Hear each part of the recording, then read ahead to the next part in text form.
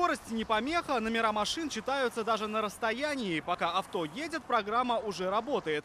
Цифры, серии и регионы в базе тысячи вариантов. Обмануть камеру почти без шансов. Если машина попадет в поле зрения этого устройства, то номер обязательно отразится на мониторе. Обновленная версия дорожного пристава видит должников насквозь. И если с ним остановит инспектор, то точно не просто для проверки документов.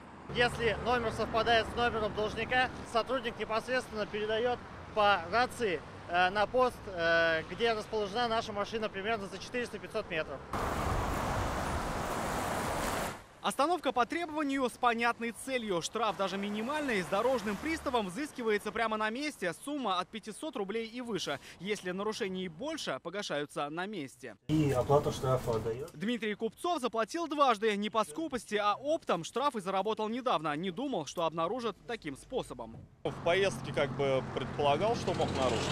Но так как базу не смотрел, просто не знал об этом. Но дорожный пристав идет на принцип. За просрочку оплаты отвечать по факту. Судебным приставом накладывают арест на транспортное средство, на имущество, ограничивают выезд гражданина за пределы Российской Федерации. Дорожный пристав – вторая версия системы. Недочеты первой, слабую камеру и устаревшую конструкцию заменили для автономности и точности. Рамиль Шайдуллин, Ильшат Мухаметов, ТНВ, Казань.